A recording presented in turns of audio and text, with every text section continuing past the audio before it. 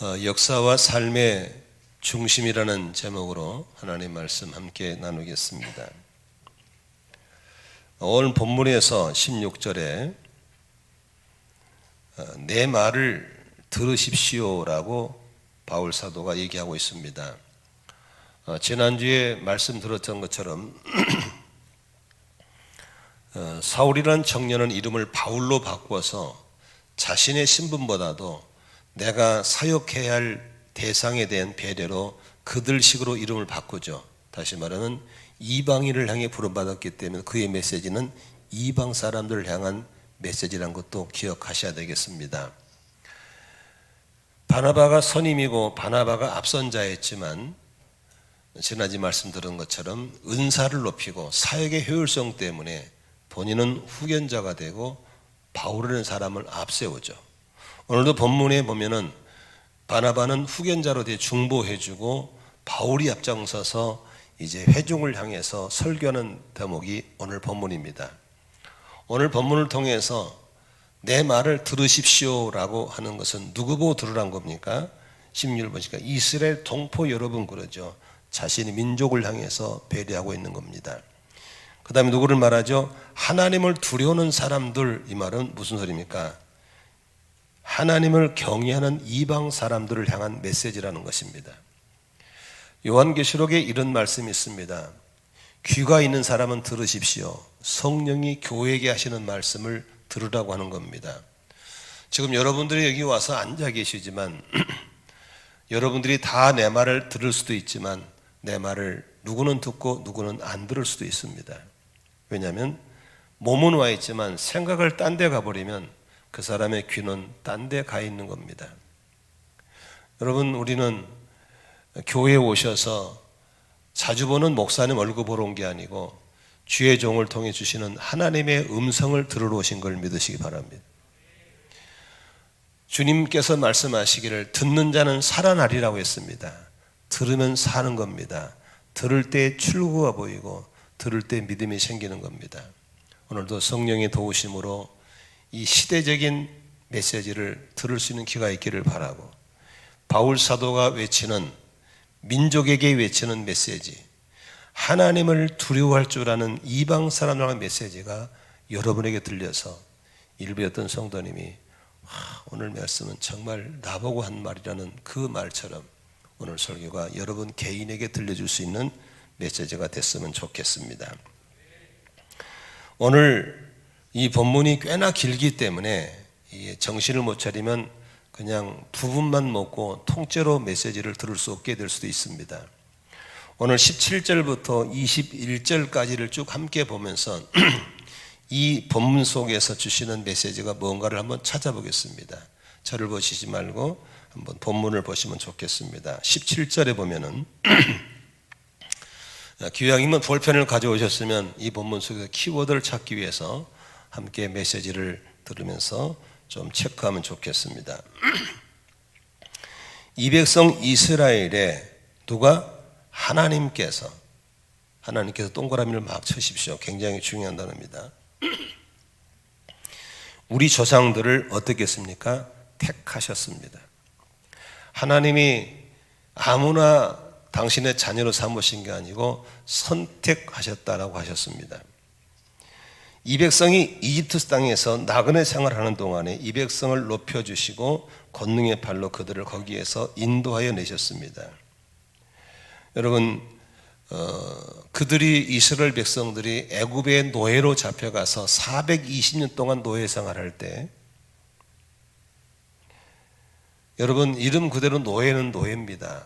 노예를 높여주는 건 자기가 잘나서 높아진 게 아닙니다. 하나님이 높여주신 겁니다. 우리는 36년 동안의 일본 사람의 치욕적인 식민 생활을 해서 해방됐잖아요.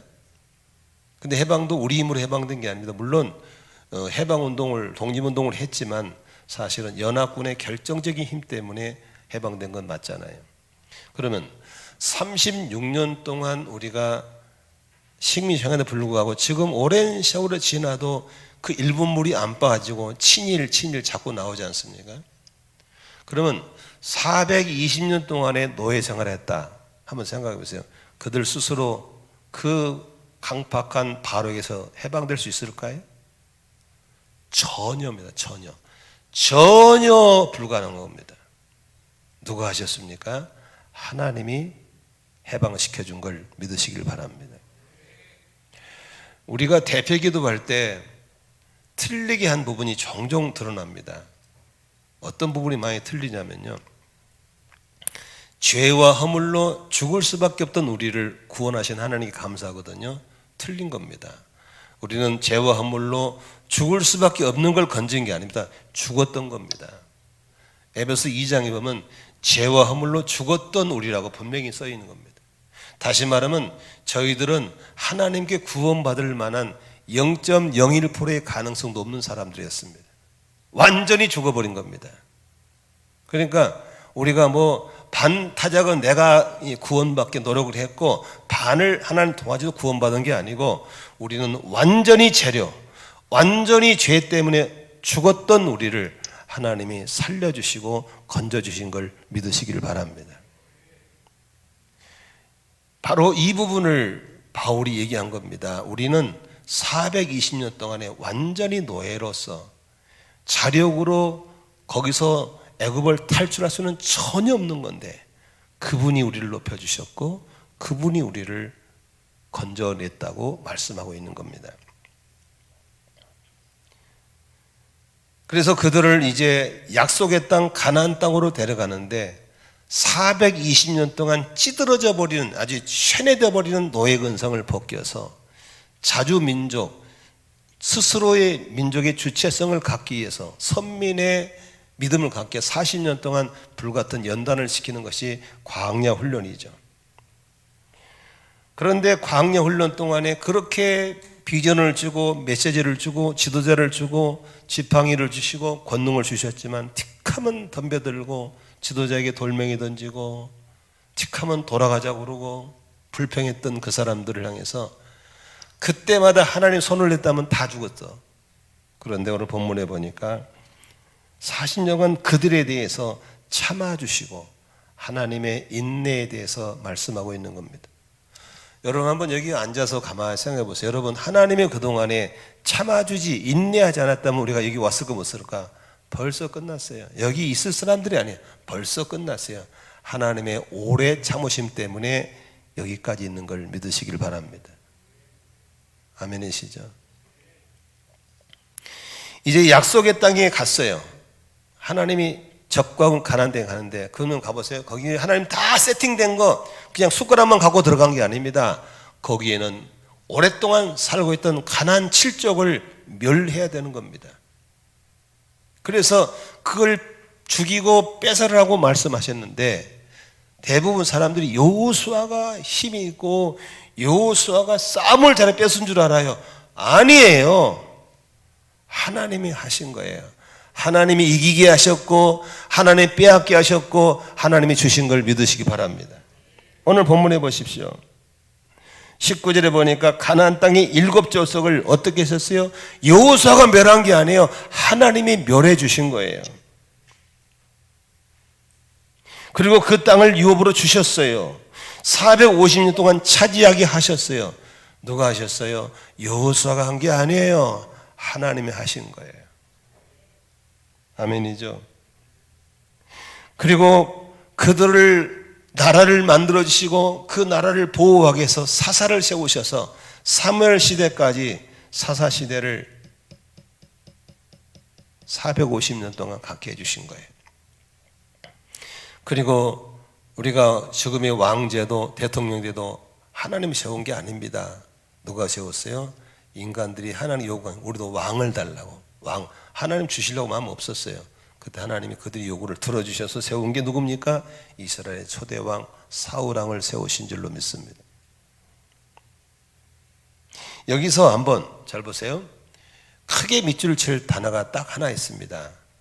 하나님께서입니다. 아멘. 하나님께서.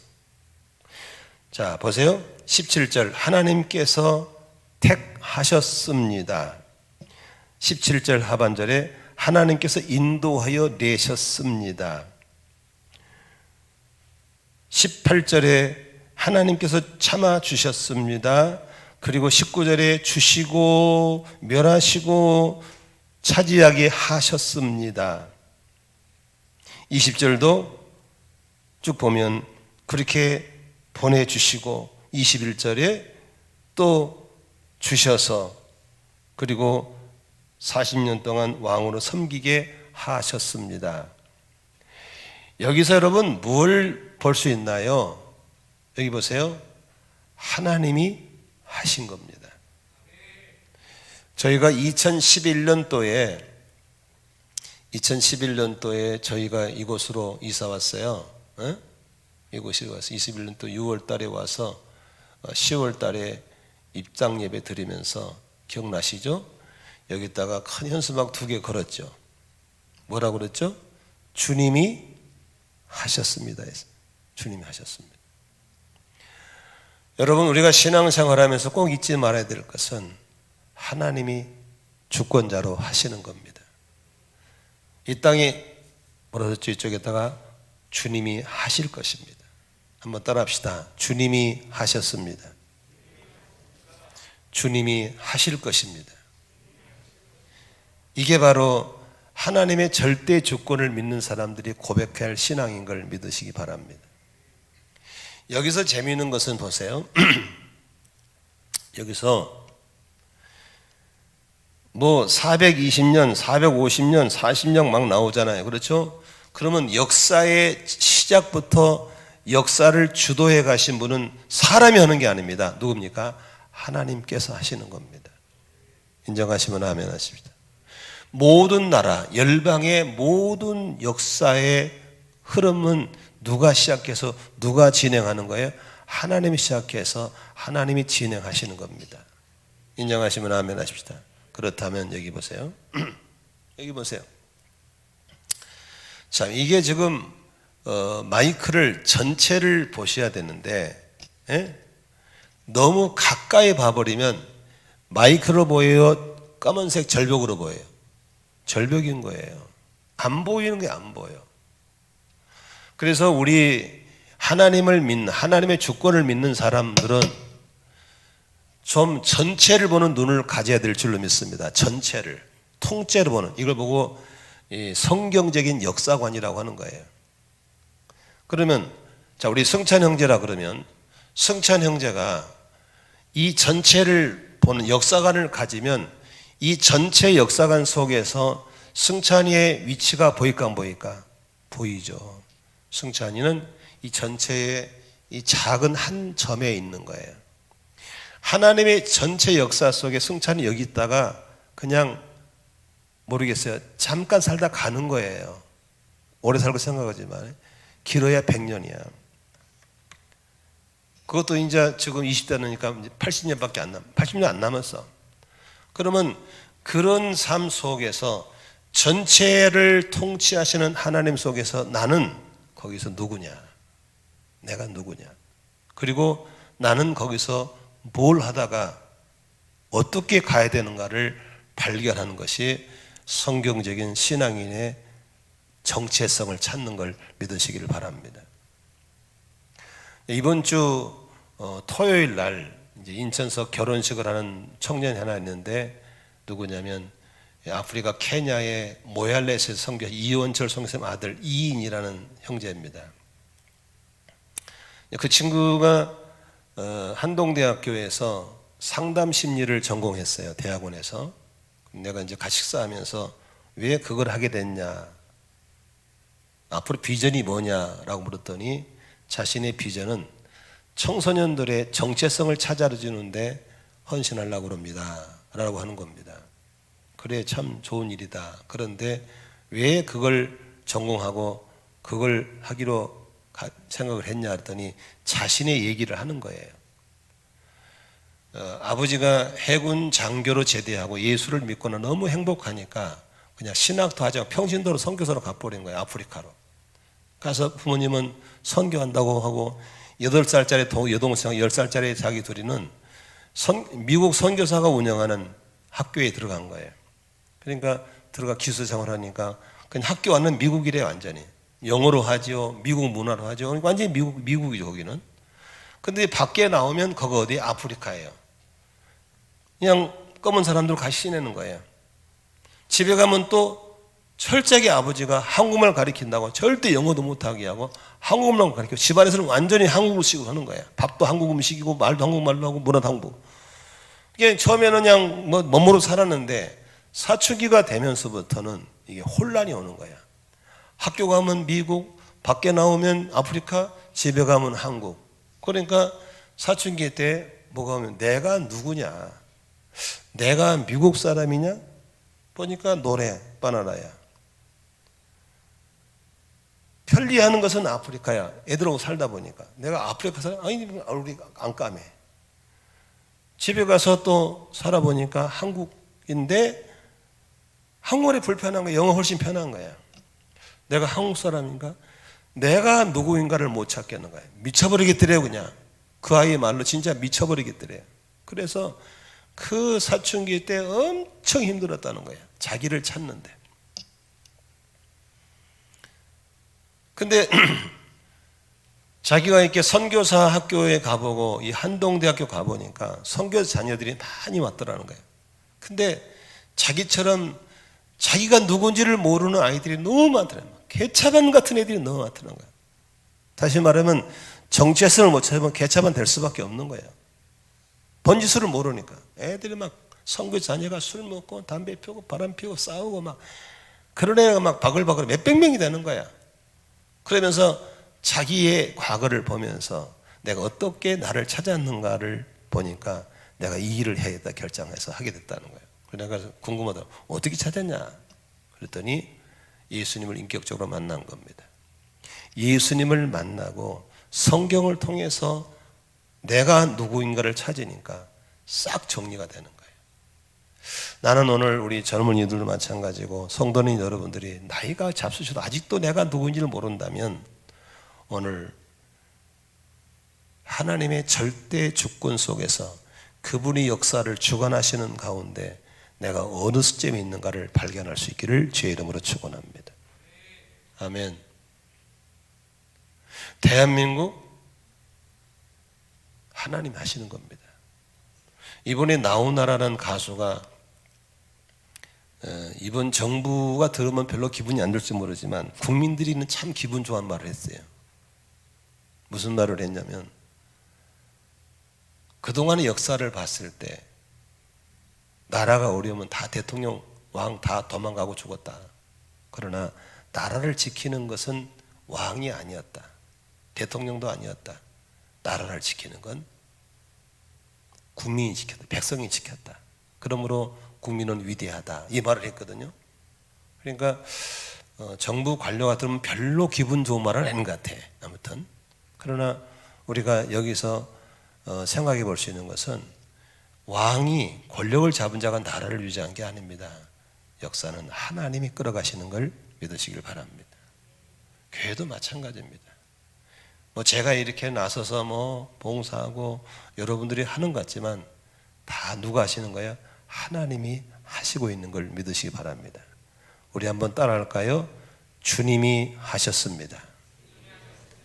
주님이 하실 것입니다.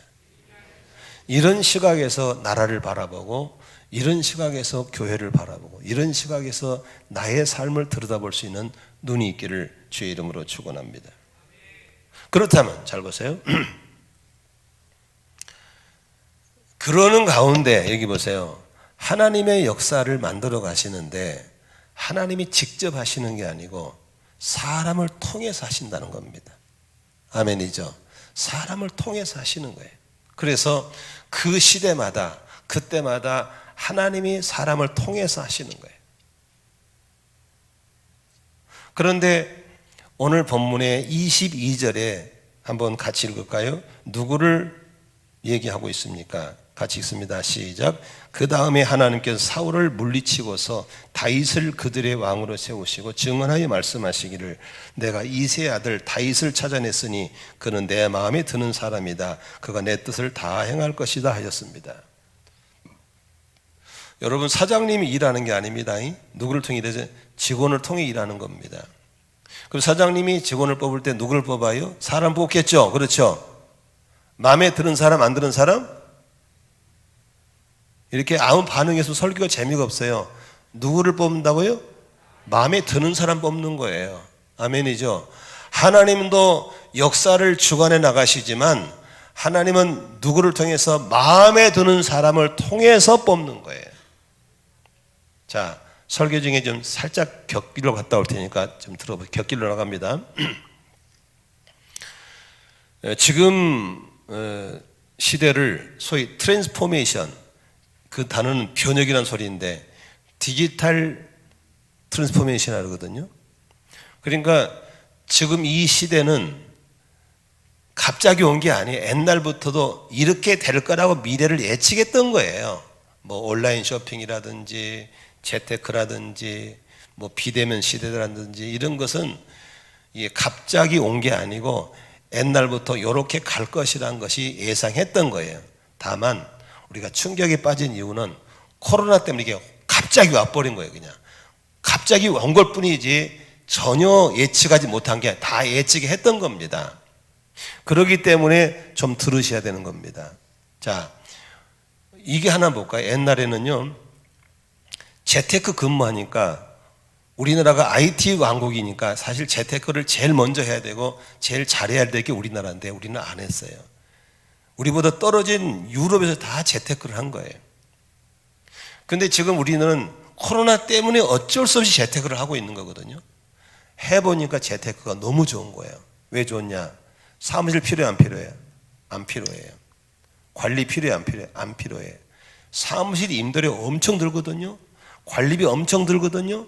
그걸 다 직원들 봉급으로 더 주니까 봉급이 뛰어 올라가요. 복지가 좋아져 버려요. 집에서 근무하는 거예요. 회의, 비대면 회의하는 거예요. 꼭 만날 일만 만나고 안 만나면 되니까 업무 다 집에서 컴퓨터로 하면 되는 거예요. 그러니까 사무실이 필요 없고 관리가 필요 없고 엄청난 돈이 봉급이 올라가고 복지로 가니까 좋은 거예요. 자, 그러면 재테크가 활성화됐다. 그럼 뭐가 무너진지 아세요? 인물 필요해, 안 필요해요? 키 필요해, 안 필요해요? S라인 필요해, 안 필요해요? 안 필요해요. 바뀌어버린 겁니다. 뭐가 있어야 돼요? 실력이 있으면 되는 거예요. 그 일을 처리할 실력만 있으면 되는 거예요. 학벌 필요 없어요. 엄청난 변화가 와버린 겁니다. 그러면 단 한 가지 바뀌는 게 있어요. 옛날에 같이 모여 근무할 때는 봐야 되니까 면접이 금방 끝나요. 보면 나오니까. 그런데 재택근무는 면접 시간이 굉장히 길어요. 실력을 테스트 되니까 아주 몇 달 동안을 점검해야 돼요. 근데 사장이 누굴 뽑냐? 반드시 마음에 드는 사람 뽑는 거예요. 왜? 안 보고 일을 해야 되는데 어떻게 일을 맡길 수 있겠어요? 우리나라는 왜 재테크를 못했냐? 권위주의 때문에 그래요. 권위주의 때문에 그래도 사장인데 그래도 과장인데 호통을 치고 일도 시켜먹고 일을 하고 계속 미루던 거예요. 지금은 불가피하게 재테크를 하고 있는 거예요. 해보니까 너무 좋은 거예요. 지금 우리나라에 와 있는 외국인에서 전부 재테크입니다. 이제 우리나라 기업들은 이제 재테크를 눈을 뜨고 있더라고요. 시대가 바뀌었습니다. 다시 원점 돌아옵니다. 자, 그러므로 청년들은 재택 시대 온다는 살 준비하고 실력을 준비하셔야 돼요. S라인 준비하지 마시고 얼굴 바꿀 필요 없어요. 자, 여기서 중요한 것은 리더는 주관하는 리더는 일하는 사람이 아니고 일을 하게 하는 사람이거든요. 누구를 뽑는다고요? 마음에 드는 사람. 하나님은 사람을 통해 일하시는데 당신의 마음에 드는 사람을 찾은 줄로 믿습니다. 그래서 오늘 본문에 보니까 22절에 뭐라 그랬어요? 잘 보세요. 이새의 아들 다윗을 찾아냈으니, 보세요. 찾아냈으니라는 말은 무슨 말이에요? 그냥 쉽게 찾은 거예요? 두루 찾은 거예요? 두루 찾으신 거예요. 아멘이시죠? 두루 찾다가 누구를 써먹을까, 누구랑 일할까를 찾다가 다윗을 만난 줄로 믿습니다. 만나고 보니까 마음에 드는 거예요. 그래서 여기 22절에 보니까 내 뜻을 다윗을 통해서 다 행할 것이다 라고 한 거예요.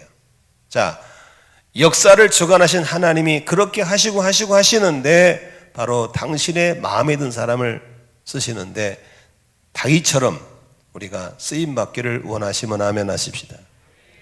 있으나마는 존재가 아니라 있어서는 안 될 사람이 아니라 이 시대에 꼭 필요한 사람으로 쓰임 받으려면 하나님의 마음인 사람이 다윗이거든요. 다윗을 살펴봐야죠. 다윗은 어떤 사람이었어요? 다윗은 첫째도 둘째도 셋째도 예배하는 사람이었습니다. 시편에 많이 150편까지 있잖아요. 시편의 대부분 그 찬양을 누가 쓴 줄 아시죠? 대부분 다윗이 쓴 겁니다. 다윗은 찬양의 사람이었고 예배의 사람인 걸 믿으시길 바랍니다. 우리는 코로나가 무서워서 자꾸 예배를 집에서 드리고 숨잖아요. 그런데 여러분, 코로나보다 더 무서운 게 있습니다. 그게 뭔지 아시죠? 하나님과 멀어지는 걸 조심하셔야 됩니다. 정부는 방역만 목표로 하고 있지만 우리는 방역도 중요하지만 하나님과의 관계도 중요한 줄로 믿습니다. 여러분이 자주 타는 전철이 위험해요? 교회가 위험해요? 전철이 훨씬 위험합니다. 밥 먹는 식당 위험해요? 교회가 위험해요? 식당이 훨씬 위험합니다. 식당에 주로 가면서 맨날 전철도 버스 타면서 왜 교회를 안 옵니까? 속는 겁니다. 하나님과 멀어지면 안 됩니다. 이름에도 불구하고 예배드리는 걸 하나님이 다 보시고 있는 걸 믿으시길 바랍니다. 저는 비대면 예배를 나쁘다고 하지 않습니다. 불가피해서는 드려야 되겠죠. 그러나 비대면 드리고 있는 분이 저기 하는 얘기입니다. 편해서 좋기는 좋은데 하나님과 멀어져요. 편해서 좋긴 좋은데 하나님과 멀어져요. 그렇죠. 혼자 핸드폰 켜놓고 예배 드리는데 하나님과 멀어질 수밖에 없는 거죠. 비 온 날 안 가도 좋고 피곤하면 안 가도 좋고 얼마나 좋아요. 그러나 우리가 대가를 지불해서라도 하나님 앞에 예배하는 신앙을 놓치지 않기를 바라고 하나님과의 밀접한 관계를 놓치지 않기를 바랍니다. 하나님이 두루 찾이다 그 사람을 찾아낼 줄로 믿습니다. 두 번째, 다윗은 기도하는 사람이었어요. 여러분, 기도는 누가 하는 거예요? 자신의 한계를 인정하는 사람이 기도하는 거예요.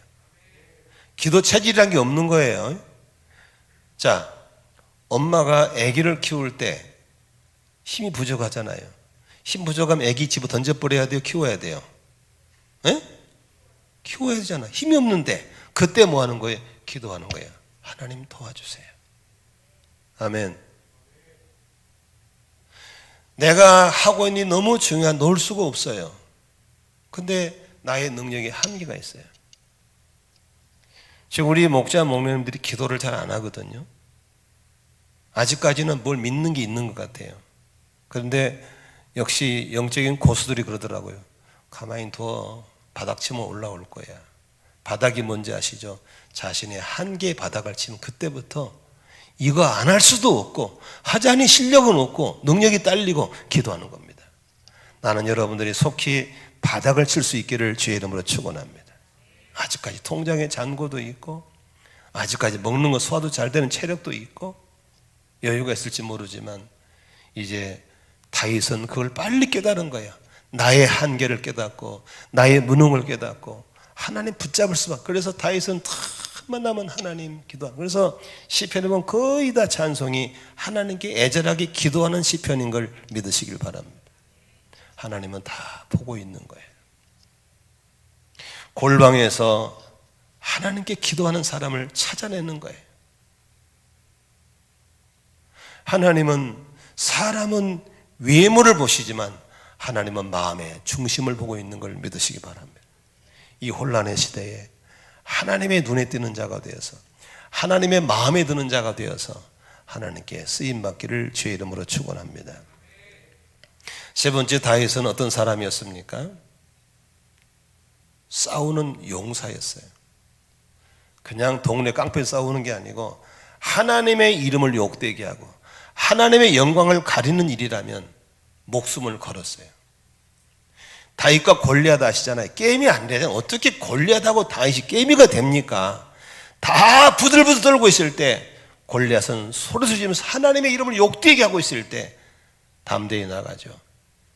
너희 개 같은 자식아, 어떻게 감히 너같이 이방 사람의 더러운 입에서 하나님의 이름을 욕되게 할 수 있냐 하면서 의분을 가지고 나가죠.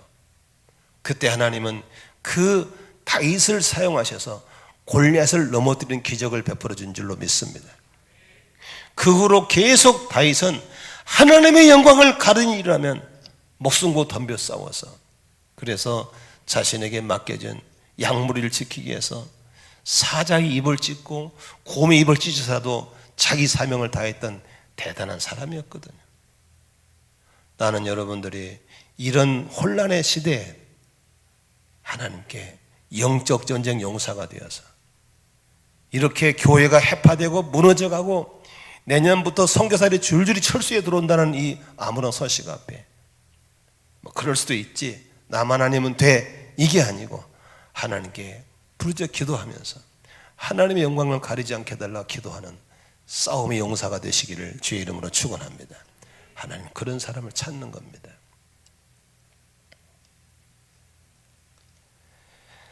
제가 최자실 목사님께 장학생으로 있을 때 어느 날 장학금을 받으러 최 목사님을 찾아갔습니다.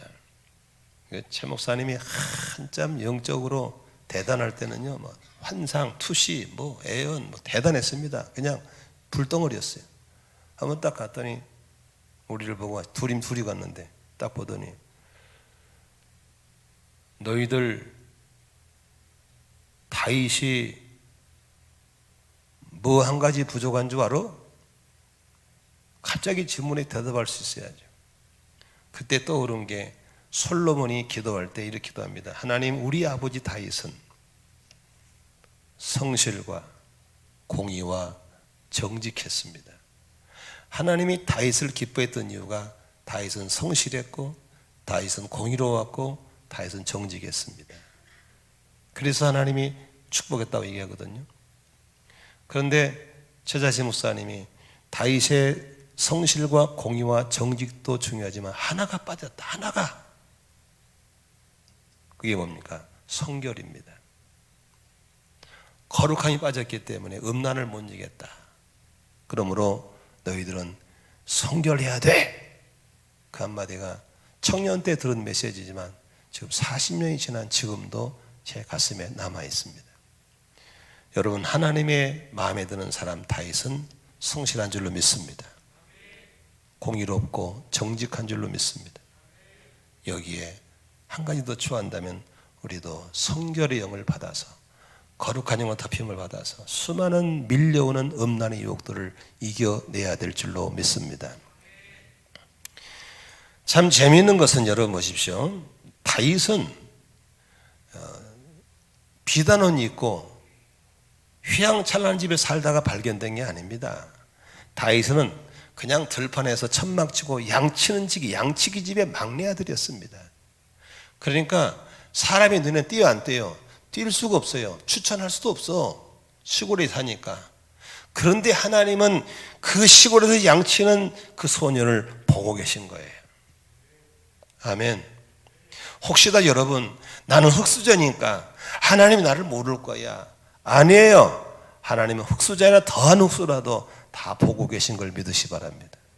그래서 하나님이 당신의 마음에 든 사람을 찾아내는 겁니다. 여러분, 찾으실 때 하나님의 눈에 띄는 자가 되기를 소원합니다. 아멘이시죠? 그럴 때 하나님이 쓰시는 거예요. 쓰시는 거예요. 어제도 목자 수련회 오신 간증하신 분 들었잖아요.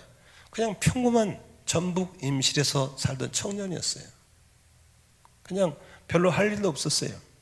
그래서 천안에 사는 자기 동서가 슈퍼마켓 하면서 공판장에서 일 좀 하라니까 그런 슈퍼마켓 일하러 왔다가 전도자를 만나고 예수 믿게 되고 그냥 아는 게 없으니까 그냥 목자가 시킨 대로 순종하고, 그랬더니 하나님이 그에게 기적을 주시고 축복하시고 사업장을 열어주시고 막 그런 역사, 누가 한 거예요? 다 하나님이 하신 거예요. 하나님. 특히 여러분, 현찰 5천만 원밖에 없는데 17억짜리 건물을 샀다? 여러분 이해가 됩니까? 아무리 대추를 긁어도 이리 긁어먹어도 오옥이 모질해. 이제는 못하게 됐잖아요. 그런데 하나님이 오옥을 이제도 한 푼도 안 받고 5년 동안 무이자로 빌려준다? 여러분 그게 이해가 됩니까? 그런데 하나님이 마음에 드시면 얼마든지 그런 기적은 열리는 걸 믿으시길 바랍니다. 그래가지고 그냥 졸지에 그냥 전복 있던 좋은 사람이 마트 사장이 돼버린, 건물주인이 돼버린 거예요. 그래서 목자하면서 그냥 하나님께서 그 한 명 다 가버리고 부부하고 딱 한 명, 싱글 한 명 놔두고 돼버린 목장에서 그저 순종하고 그저 기도하고 하나님 마음에 드니까 지금 10명을 붙여 10명의 목장 식구가 내년에 분가를 준비한다잖아요. 자식들도 다 잘 커가지고. 근데 어제 간증딸이 지금 나한테만 했더라고요. 그 수포를 중심으로 13개의 수포를 분가시켜 주는 거예요. 자기 직원들 다 사장 만들어준 거예요. 그냥 할렐루야. 자기 위에 동서가 또 수포거든요. 쌍용 수포라고. 둘이서 합작이 돼가지고 그냥 계속. 그래서 천안 일 다산일 때 쌍용 수포가 무지개 많아요. 다 사람들을 축복해 주는 거예요. 하나님의 마음에 들면 얼마든지 길이 열리고 역사가 있는 걸 믿으시길 바랍니다. 어리석게도 맨날 세상 불평이 나고 있고 원망이 나고 하늘을 보고 침을 뱉으면 그 침이 어디로 가요? 다 내리고 떨어진 것이지. 왜 그런 어리석은 짓을 합니까? 오늘부터 그렇게 멍청한 짓 하지 않기를 주의 이름으로 축원합니다.